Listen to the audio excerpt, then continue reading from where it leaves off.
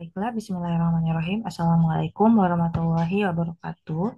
Sekarang kita masuk kepada materi matematika ekonomi, yaitu akan membahas mengenai tentang konsep dari anuitas. Apakah yang dimaksud dengan anuitas? Anuitas adalah suatu rangkaian pembayaran atau penerimaan sejumlah uang yang sama besarnya dengan periode waktu yang sama untuk setiap transaksi. Nah, apa sih sebenarnya manfaat dari anuitas itu? Manfaatnya adalah yang pertama memudahkan para pelaku pasar uang dalam melakukan transaksi, baik pencatatan maupun pelaksanaan transaksi keuangan. Misalnya nih, contohnya adalah pembayaran, penerimaan uang secara berkala maupun dengan investasi.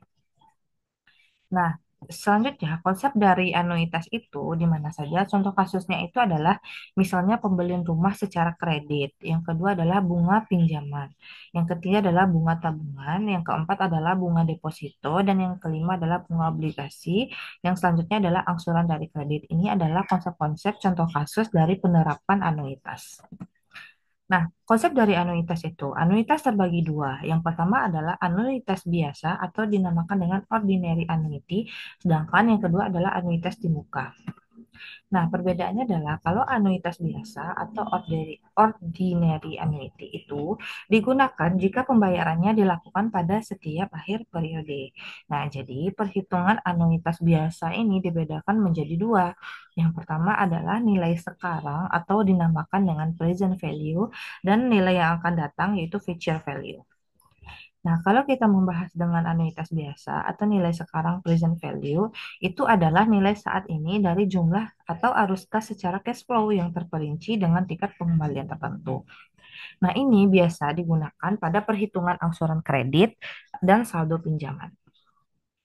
Nah, kalau kita menghitung rumus dari anuitas biasa, itu nilai sekarang atau present value adalah yaitu satu dikurang buka kurung satu tambah I pangkat min N dibagi dengan I dikali dengan A. Nah, keterangannya adalah PV itu adalah present value atau nilai sekarang, sedangkan I itu adalah interest rate atau tingkat suku bunga, dan N itu adalah banyak periode. Tahun, bisa semester, bisa triwulan, dan juga bisa bulanan. Sedangkan kalau A itu ada annuity dan pembayaran periode. Nah, misalnya nih ada contoh kasus, Tuan Magister meminjam uang ke bank sebesar 40 juta. Suku bunga pinjamannya adalah sebesar 18% per annual. Per annual itu adalah per tahun. Jadi berapakah besar angsuran yang harus dibayar setiap bulan jika pinjaman tersebut harus dilunasi selama 36 bulan? Nah, dari soal ini maka dapat dijawab yaitu PV-nya atau present value-nya adalah sebesar 40 juta, sedangkan I-nya adalah 18% per annual. Nah, karena ditanya dalam pertanyaan itu adalah selama 36 bulan, maka I per bulan adalah 18% dibagi dengan 12, yaitu 1,5% per bulan. Sedangkan N-nya adalah 36 bulan. Jadi langsung aja ya kita masukkan ke rumus. PV sama dengan buka kurung satu dikurang buka kurung satu tambah I pangkat min N dibagi dengan I dikali dengan R. Nah, dari tadi kita sudah tahu bahwa untuk PV-nya itu adalah 40 juta, sedangkan yang ditanya adalah annuity. Nah, atau angsuran per bulan. Nah, jadi 40 juta sama dengan satu dikurang satu tambah 0,015 pangkat min 36 dibagi dengan 0,15 dikali dengan A. Jadi A sama dengan hasilnya itu adalah 1.446.131,389 rupiah per bulan. Jadi angsuran yang harus dibayar oleh Tuan Magister ini adalah per bulan sebesar 1,4 sekian. Dengan present value-nya adalah 40 juta. Nah, contoh kasus kedua. Noval membeli rumah melalui KPR pada sebuah bank dengan angsuran per bulan adalah 200.000 flat selama 10 tahun dengan tingkat suku bunga flatnya itu per bulan adalah 1,5%. Nah, tentukanlah berapa besar pinjaman saat ini.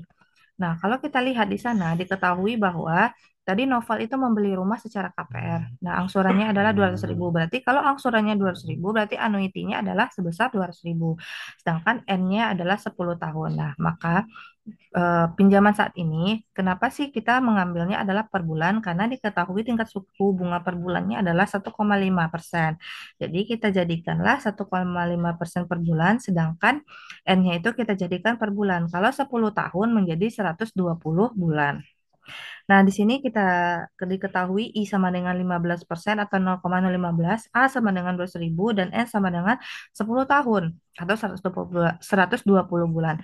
Nah, yang ditanya adalah berapa besar pinjaman saat ini. Nah, kalau ditanya pinjaman saat ini, berarti yang ditanyain adalah present value. Nah, kalau present value yang ditanya, kita masukin ke dalam rumus, yaitu satu dikurang satu tambah I pangkat min N dibagi dengan I dikali dengan annuity. Nah, kalau present value yang ditanya, yaitu satu dikurang satu tambah 0,015 dipangkatkan min 120 dibagi dengan 0,015 kali 200.000. Jadi didapatkan nilai saat ini adalah 11.099.740 rupiah.